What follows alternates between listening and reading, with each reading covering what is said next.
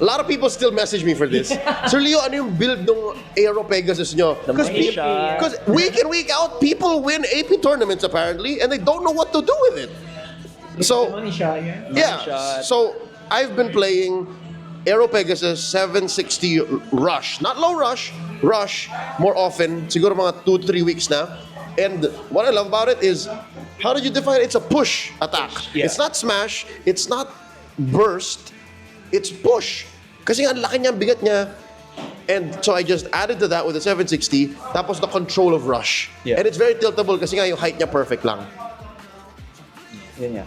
Yung dito kasi sa Aero Pegasus or in AP, I get why people are asking Leo a lot of times kasi I remember when you were starting out, signature ni Leo yung AP niya.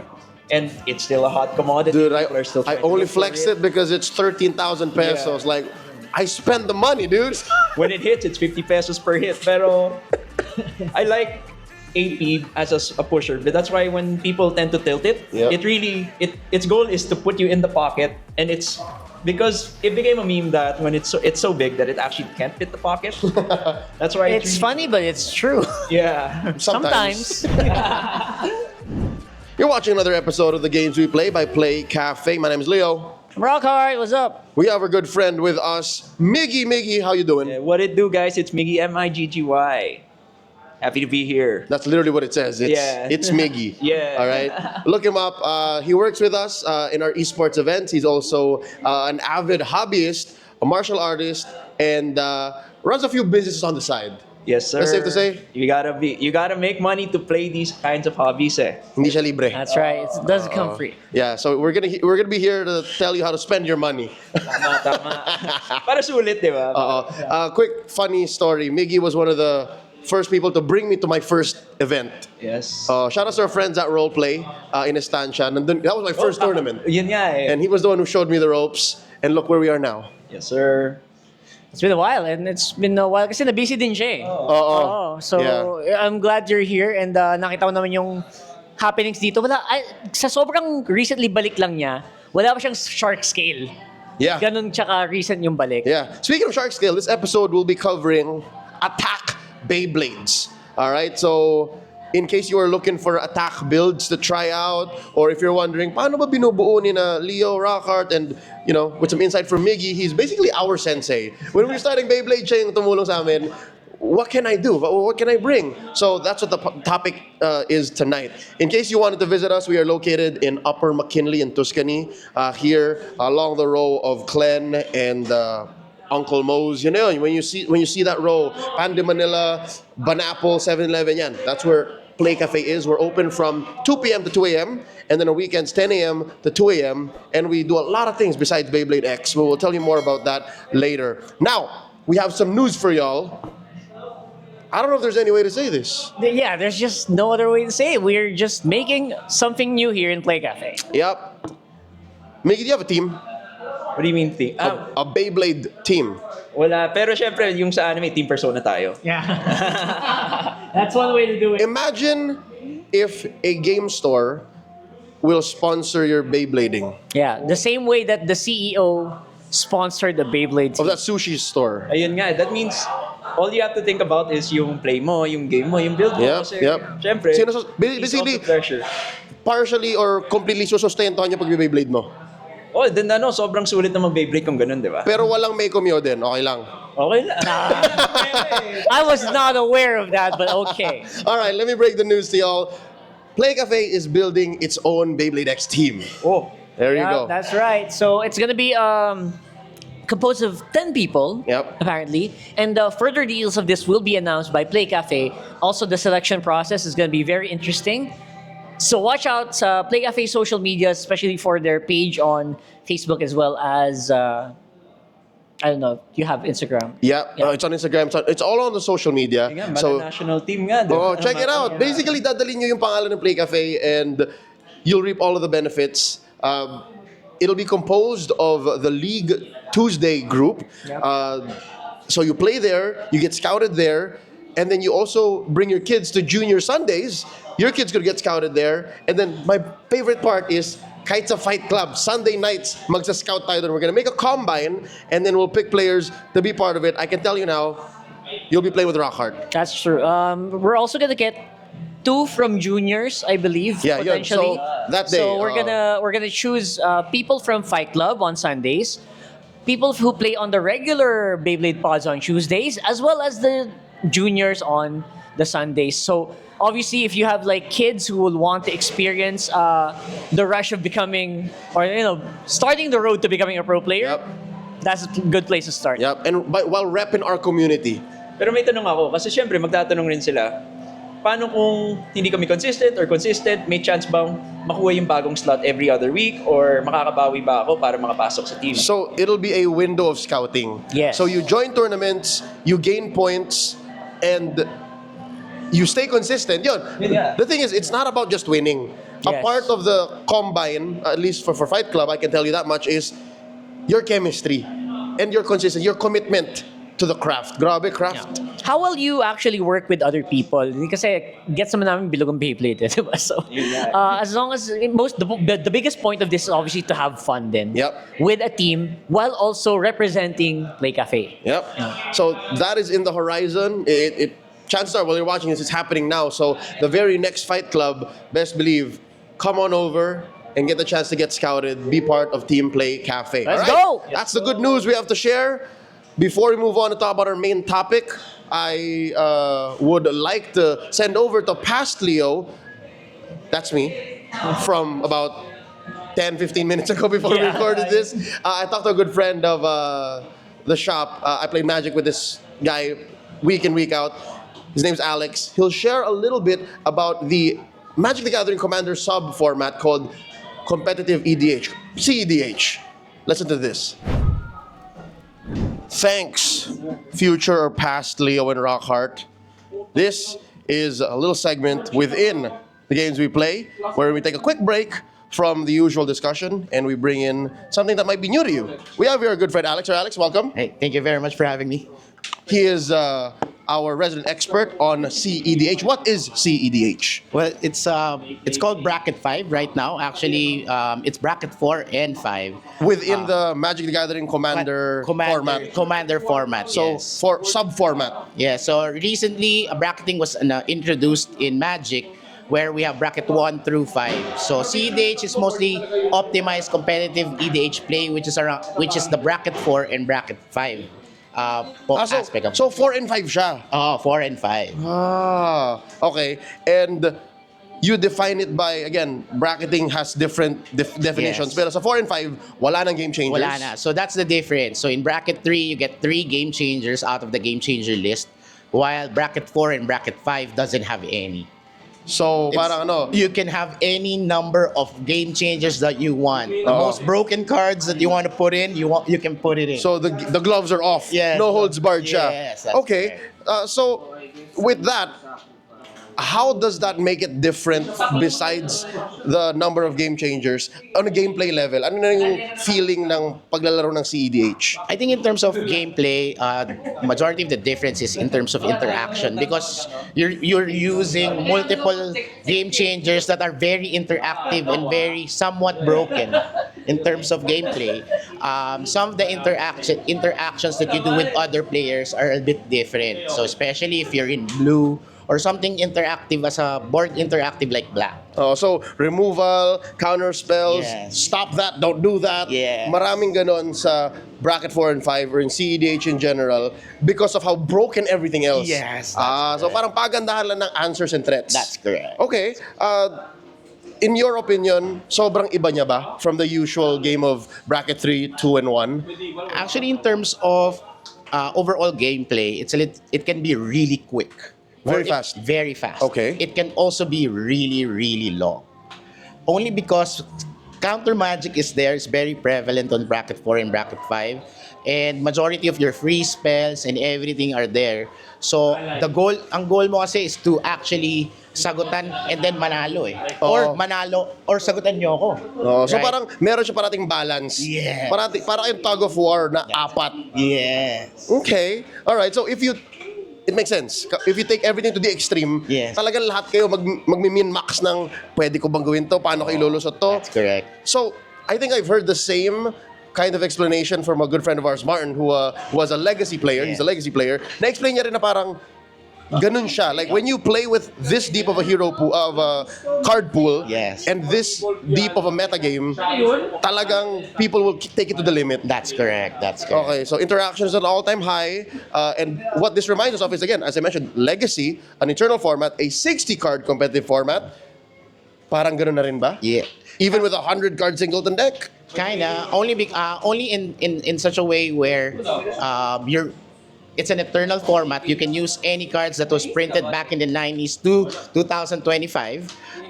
You have access to all cards. It has a specific ban list, and same with 60-card formats. There's actually in competitive gameplay of Legacy or Vintage or even Standard or Modern. There is a meta to it. I think the most important thing is that in terms of trying to win, sometimes you get to see that there's a specific group of decks that are just really efficient in winning. That's why majority of the comparisons are within that. So the cards, which is mostly 99 is to the present, and then there's a meta that So I was just looking through, no? Sabi ko like, yep, these are the best of everything in this color. Which, by the way, these are some of your decks, no? This is Sisei, Weatherlight Captain. It's a Princess Bride skin. And then ito ay Timna and Chrome. Yes. Yeah, so these are some of the most meta decks. That's correct. Currently. And I think that's one way that it's comparable to 60-card competitive. Na you have to respect the hierarchy of power. Yeah. Okay, ano pa yung ibang decks? Just so people know that pag sumilip sila sa isang table, isang pod, ay mukhang CEDH to. Kinnan is a very popular deck. That's the Bonder Prodigy. Yeah, Kinnan Bonder Prodigy. Okay. It's actually what I use right now in my tournaments. It's very popular. It's easy to build, and it has that big creature aspect that other decks doesn't have. Another one is a Rograk Silas. Rograk. Silas is the blue-black artifact. Yes. Okay. So it's a Grixis ka. Yeah, you're gonna be You're gonna be in Grixis, and it's a turbo ad nauseam deck, where you just gain advantage from Rograk from free spells. Yeah. It's always active. Tapos you use ad nauseam to try to get all Combo the out. cards needed so that you can combo out and Okay. protect your win. All right. So again, respect the metagame. That is one thing that maybe differentiates CEDH to normal Commander from bracket 1 to 3 when you reach 4 and 5. But we mentioned so much, and this is all fun stuff, right? Pero meron bang mga misconceptions? Kasi ako, one misconception I have, or you can tell me if I'm wrong or right about it, is kapag dating mo sa 4 and 5, besides the game changers leaving, pati social contract wala na. I will just play what I want, man. Wala na yatang politics. Is that true? No, that's not true. So actually, it's quite different. Actually, in CEDH, since it's a multiplayer format, the social aspect of EDH is carried through. Especially in bracket 5, where the interactions are very complicated and the wins are usually telegraphed. Especially for meta decks, where you would know what would happen because of how popular it is. So the interaction is mostly instructional, meaning, hey dude, mananalo na yan. Kasi ito na yung nasa board niya eh. Okay. So the interaction or social interaction between players is still there. So, if anything, now that you mentioned it, baka magnified nga siya. Yeah. Kasi if everyone is playing to win and everyone knows the correct play, baka sa usapan na lang mababago yun. That's correct. That's correct. Okay. I never thought of it like that. Are there other misconceptions? Because one thing I have, what I'm thinking is, baka mahal mag-CEDH now that you're mentioning all of these powerful cards. Well, it's kind of true. Same with Vintage and Legacy, since you're playing with broken cards back and restricted or very old cards. RL cards or cards that are from the reserve list Or out of print. out of print. Yeah. Yes, it can be pricey, but CEDH is still a casual format. And like EDH is proxy friendly. Majority of the tournaments that I've joined have a proxy limit, about 15, and some actually doesn't have any proxy limit. So it's actually a very proxy friendly format. So if you're looking for, hey, I just want to really try out this busted deck, it's actually very, very budget friendly. So, that said, why do you play CEDH? Paano ka napasok dito?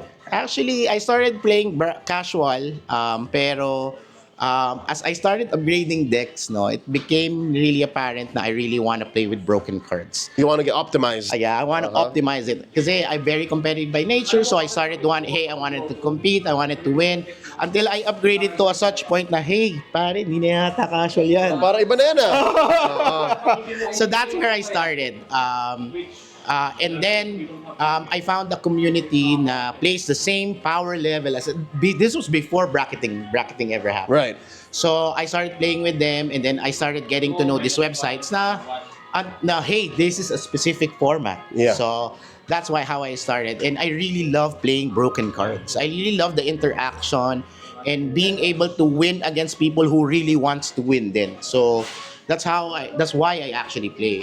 I really love playing with broken cards. That seems to be an evolution of the social contract. Yeah. Na parang instead of happy tayo dito, we want to do the thing. Dito is like we all want to win, ha? Let us figure that out. Yeah. Okay. So if that's what keeps you in the game, what might be something you can share with people na parang dapat matry nyo to? Maybe you should try CEDH.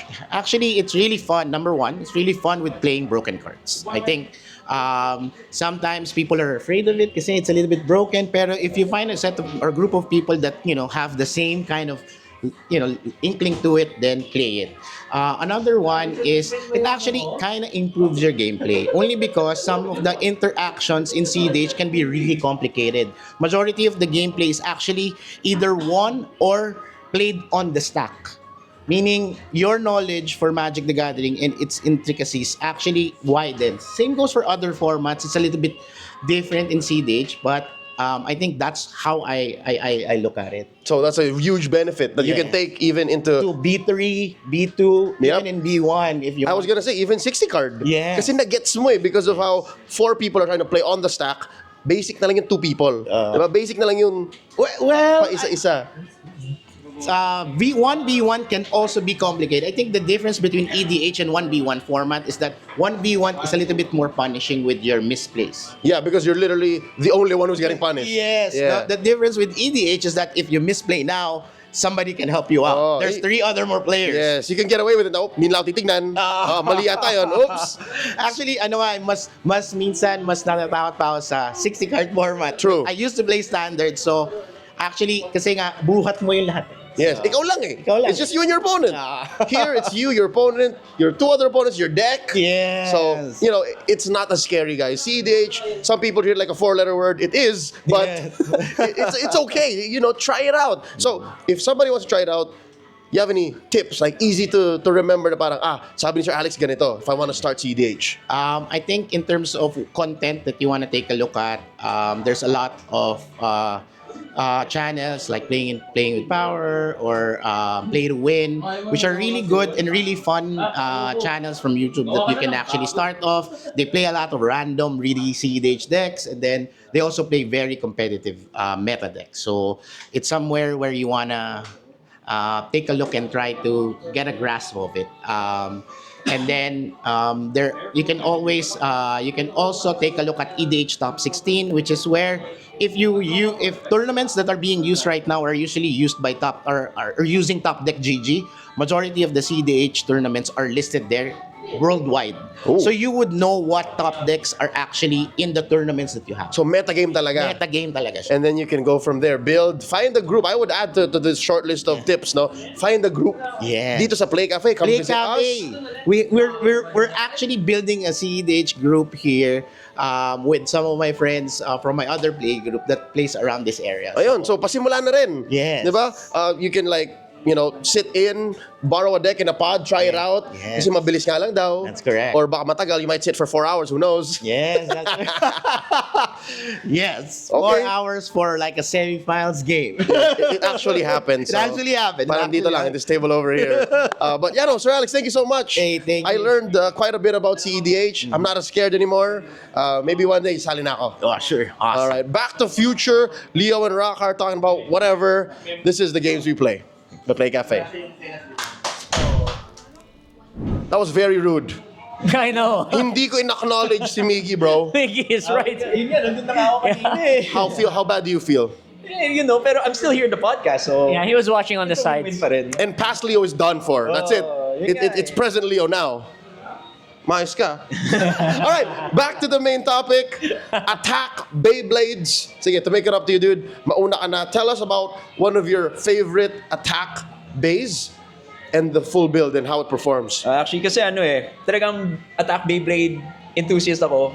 Attack lover. I gotta go, yung first ko lagi, yung Golem Rock 160 rush ko. This is the type of Beyblade that, syempre, since naka-rush, it's not self-extreme, hindi naman sa self-extreme. Better control. Very, very controlled. Pero this type of Beyblade kasi, ito yung pang spam attack ko. So it's gonna keep using that extreme line, and its goal is to knock out or over finish or extreme finish its opponent. Basically barraging. Yung pang barrage na Golem Rock. Yeah. Rock barrage talaga. I found the most success with Golem Rock 770 low rush. Pag nakita ko yung build na yun, that's short king right there. Yun nga In our early days, nung naglalaro pa tayo sa Kakay Beans, with the Tenno community, kalaro namin sina Moist, sina Amor, I think it was Moist, his T-beat. Kala ko outspin lang, tapos nang-extreme pa. Crazy, it's crazy. Yeah, so that's my personal build, 770 low rush. You like to put 680, in-experiment ko yung tall golem before. 680 na, I think it was level, kasi mabigat 680 for the weight and level for the obviously weight as well. It was okay, pero I think mostly they want to stay low because of the counter attack as well. Kasi pag mataas siya, yung edge, yung pinang-atake niya. I guess yung maganda kasi dito, yung Golden Rock was meant to be a counter-attack or defensive Defense, blade. yeah. Defense, yeah. But then, because you make it lower, and then the shape and the grooves of the blade itself, it really is able to block or bounce off yung hits. And it's the one pushing or using that. Yun yung ginagamit niyang shape pang push out sa mga attacks niya. And that's why even when it has very little spin left, nakatakot pa rin siya. Mitik pa rin. Yeah, always respect Golem Rock. Just like how Golem Rock is actually a defense Beyblade, Rockhart, you turned Wizard Rod into an attacker. Yes, I actually figured out that Kick is very similar to Hexa. Just kidding. A lot of people did say that. This is exactly my build. This is Golem Rock, tuloy. Wizard Rod, 160, and it's Kick, right? So number one, I really like balance base. The lock really helps me not worry too much about bursting, just like attackers. But it also has a decent stamina. Obviously, guys, hindi ito mananalo ng Weiro versus Weiro free ball, Unless you beat up the other or Weiro. Hexa, unless you beat it up so much or unless ma-extreme mo siya. Hindi siya manalo sa spin, pero for sure, it will also go very well against attackers because Shark Scale meta ngayon. It's really scary to not do a counter-attacking bay. Yeah, the extra grip helps. I've been playing with the same build, Weiro 160, pero level. Same concept. It's anti-attack. It kind of deflects other attackers while attacking other balanced or stamina or defense Beyblades. Tapos again, you have pretty good stamina with the shape. Miggy, you play with Hex, no? Yeah, yun nga. Actually, I'm a really big fan of Kick. Mas gusto ko actually yung Kick over Hexa if I'm going for an aggressive build. I see. For Weiro. For Weiro or in other Beyblades, general. in general lang talaga. Sobrang, kung attacker iniisip ko, Kick over Hexa ako. Kasi, it's a lot more aggressive because of the shape. It has a more aggressive lean. Kaya it's really good for smashing. Kaya Kick is the go-to if you want to go for that really hard balance. Pero more on the balance bit siya, pero more on the aggressive side. All right. We'll go from your blades to mine. Yeah. I picked this one. A lot of people still message me for this. Sir Leo, ano yung build ng Aero Pegasus nyo? Because week in, week out, people win AP tournaments apparently, and they don't know what to do with it. So, yeah. So, I've been playing Aero Pegasus 760 Rush. Not low rush, Rush more often. Siguro mga 2-3 weeks na. And what I love about it is, how did you define it? It's a push attack. Yeah. It's not smash, it's not burst, it's push. Kasi ang laki niya, ang bigat niya. And so I just added to that with the 760, tapos the control of rush. Yeah. And it's very tiltable kasi nga yung height niya perfect lang. Yun nga. Yung dito kasi sa Aero Pegasus or in AP, I get why people are asking Leo a lot of times kasi I remember when you were starting out, signature ni Leo yung AP niya. And it's still a hot commodity. Dude, People are still I trying to only look for flexed it because it's 13,000 pesos. Yeah. Like, I spend the money, dude. When it hits, it's 50 pesos per hit. Pero I like AP as a pusher, but that's why when people tend to tilt it, its goal is to put you in the pocket, and it's because it became a meme that when it's so big that it actually can't fit the pocket. That's why It's funny, but it's true. Yeah. Sometimes. But more people who will put, again, just to add on to that, buyback, 160 or 360 kasi yung prongs nun is mas pronounced. So if mahulog ka into the pocket face up, it'll try to dig itself out. Yeah. Ito, wala, shoot ka talaga dito, pre. If it's a big fat 7JC, shoot ka talaga. But with 160, 360, you're fine. And then since we're talking about tilting, level. 160, 360 level on AP is one of the standard builds because, again, it's tilting, it's attacking, stands, stamina. That's AP. Miggy, let's go back to one of your blades. Yes, sir. Today you played with a whale wave, is that right? Yes. Honestly, we're gonna talk about it later, but this is my new Spirit Bay, honestly. Wow. Yeah. Newfound. Yes. So I'm not the Spirit Bay basically is whatever build, it's your Hail Mary pass, it's your go-to. Nang extreme to kanina. Ng extreme to, nag-burst to, lahat. So basically, this is Whale Wave on 570 low flat. What? Low flat? 570? Okay. Kaya Explain yourself, sir. Explain. Yeah. Why? So the difference is with flat and low flat is that 10 millimeter decrease in the height. And that's why I went with 570 kasi yung mga 560s ngayon sobrang lambot. So it's more prone to burst. So with a 570 with a low flat, it's as if you're running a 560 pero mas mabigat at mas masikip yung ratchet. So you move the weight. Yeah. So instead of 560 flat, naging 570 low flat, essentially the same height ba yan? Yeah. But yes and no. Yeah, in a different place. Yeah, kasi yun nga, with Whale Wave, it's a smash attacker. We've mentioned yung barrage, we've mentioned the push. Yung sa Whale Wave kasi, it's a smash attacker, meaning Pag ganon. you want the weight to smash from the top. So by putting the weight on the 570 sa taas, you were able to redistribute the weight na mas may impact na yung smash niya. Kaya this is my go-to second bay kasi ito yung pang burst ko. Ito yung pang at least either spin finish or 2 points yung mananalo ako dito. So what's the launch tech? Launch tech, you go hard or go home. So high RPM. High RPM, and then you make sure it tilted. Kasi chances are, kung flat to, you're gonna self-extreme. Is there like a heavier whale wave variant? Yes, new molds. The new molds are heavier. So yung kulay ihi. Yeah. Yung ano, Itlog. kahit yung bagong re-release ng booster. Oh, really? Oh. Heavier by like Oh, they reprinted those. Yeah. Cool. Okay, so basically get new whale waves. Good to Yeah. know. Good to know. All right. Usually, when we talk about builds and blades, may dadagdag kami, but in this case, it's all Miggy. That's Siya it. lang ang That's you. siya lang ang nagwe-whale wave. Yeah, keep it coming. Rockhart, another good blade you have here for us is the Nightmail. Ayan. Yes. So the Nightmail for me is essentially a counter-attacker as well. Very similar to what we talk about with Golem Rock. And Wiro. And Wiro, right? But I put it on 660 and low rush just because of, I don't know, it kind of just evens out the weight of Nightmail a little bit.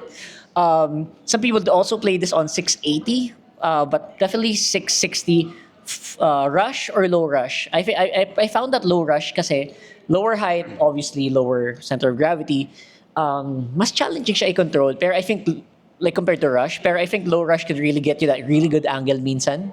So that's why I feel like this is great for attackers who like to bounce to smash you, like Shark Scale ngayon, Phoenix Wing really hates fighting against that as well. So yeah. I used to have very bad matchups against any Nightmail when my AP was my signature. Yeah. As in, sobrang baba ng win rate ko against KM, and it having 660 in your build, Carl, it lines up with the bolitas. It rhymes up with the dumpling. I like it kasi hindi siya more on mag-add kasi yung 660 honestly. I like it because it really distributes the weight better. The 6 ratchet is basically the only ratchet that does that. Ayun nga, yung actually, the dumpling shape, that's why, honestly, if you think about it, because of its curves, it's of defense type nga. Pero I understand why Leo's having such a hard time with it again with AP. Because when they start clashing, since this one's a bit curved, since AP Science. pushing, what happens is, yes, science. What happens is, since it's curved, when it starts pushing, it starts rubbing up. So it's able to defend the pushing attack. Hindi siya as effective. Hindi siya as effective. Mataas yung deflection, basically. Did this dissipate? Yep. Dissipate niya yung force that's actually being pushed on him because of the shape of the Beyblade. It's as if Takara Tomy designed it to be that way. Oo nga, parang defense blades are meant to defend. What? Attack. That's a thing? Yun, so again, was a very dark time. Whenever I would play my AP into a KM, like never mind. You might also see a lot of Nightmails rocking 360 or 160 rush. Kasi nga anti-attack din siya. Or for people who are a little loco, zap. Kasi nga meron siyang extra little nub for the stamina post-attacking. Meron rin akong yung taper. People also run it on taper. Oh, yeah. Nightmail taper. It's all about the rocking motion with the shape. Kasi curved yung end ni taper. So kung pwede taper, pwede din unite. Yeah. Essentially. I think I've seen Nightmail unite. Yeah. Yun yung mga going crazy na kasi it's either you go big or go home rin kasi. Oo, isa din yun. Yeah, Extreme machine yun. I love seeing these less than meta bits used. Tapos ako matatalo. I don't feel bad. I don't feel bad. I have a blade that most people will look at and say, ew, kadiliman. But when I turn it around, What? CDJ 360 level. This is an old school build, by the way. Nung wala pa yata yung Elevate, or nobody, when people haven't discovered Elevate on CDG, this is one of the go-tos. In addition to low rush, it's basically the same concept as the Wiro 160 level, or most counter attackers. But the difference is, this leans heavier into actual attack. Andaya nga actually, because Gigil siya umatake. Kita ko. Oo. it gets the best of both worlds conditionally. The way its stamina matches maybe anti-attack Wiro is spin steal. Yun yung isa niyang main strength, and I love it. Like, this is one of my mid Beyblade careers. You got like 3 months ago. This is one of the things that I would just throw into the rail and go. Especially now with the with the left spin launcher, Ripcord. Ripcord is a lot better. Yes. So, that's my take on CDG. Again, not many people I've seen do this anymore. Kasi nga medyo laos na siya, but you gotta respect it. Miggy, got one more blade to talk to us about, and that is your prior Soul Bay. Yeah, my past, Your ex. my ex.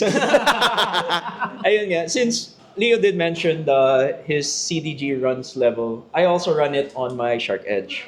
So this is Shark Edge on 360 level. A lot of people are against it because if you don't know how to launch level, kasi you're not gonna have a bad time. You're gone. Pero honestly, I got into a level, still a believer, because it makes such a cool sound when it's on the Like a jet engine. stadium. Yeah, The it starts revving. The only bit to do that. Yeah. Uh-uh. And yun yung maganda dun na it's not just the sound effect because you can hear the level changes. That's why it's called level. Yeah. Wherein The even mode when- change, right? Yeah. Even when you have no more spin, it still bites. That's why my go-to last Beyblade is the Shark Edge, because when it goes on its flat tip that's when it's most dangerous, kasi that's when they think there's nothing, and then when the blade hits the ratchet, it just bursts.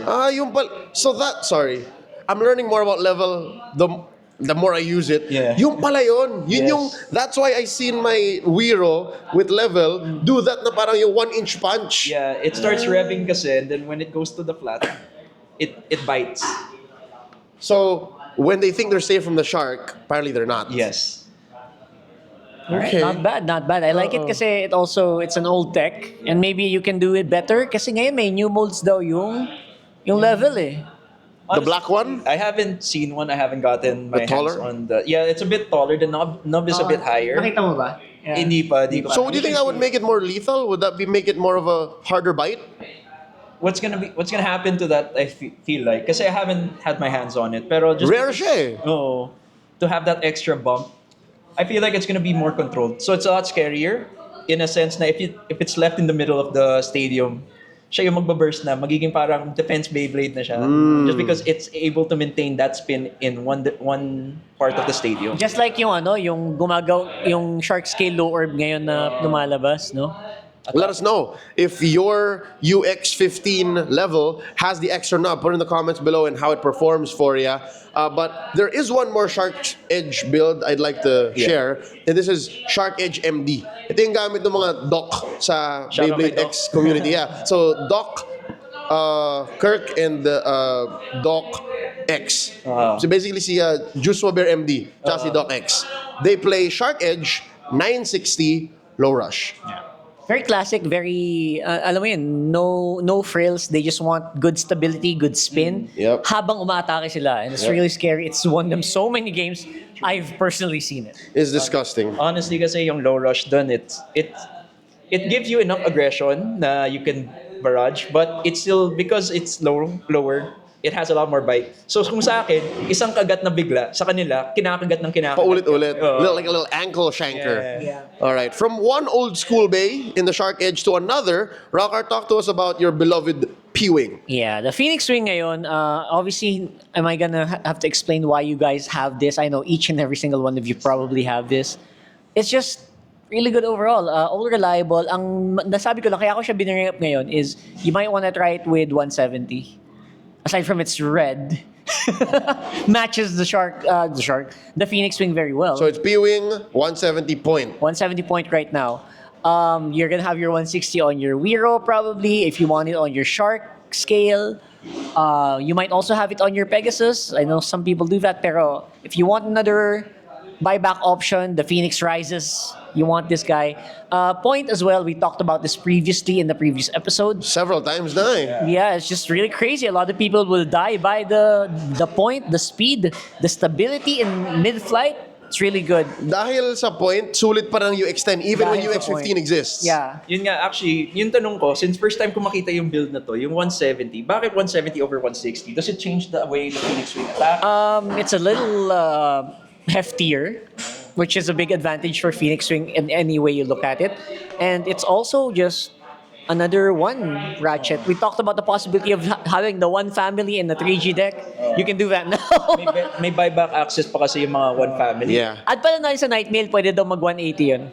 So, kayo na bahala Yeah. kung anong gusto nyo. 180 is relatively rare though. Yeah. It Yeah. comes in those less than valuable boosters and stuff. Kung gusto mo talaga, dedicated ka sa one ratchet, 180 Nightmail, try nyo guys. Yeah. Again, it wants to do this.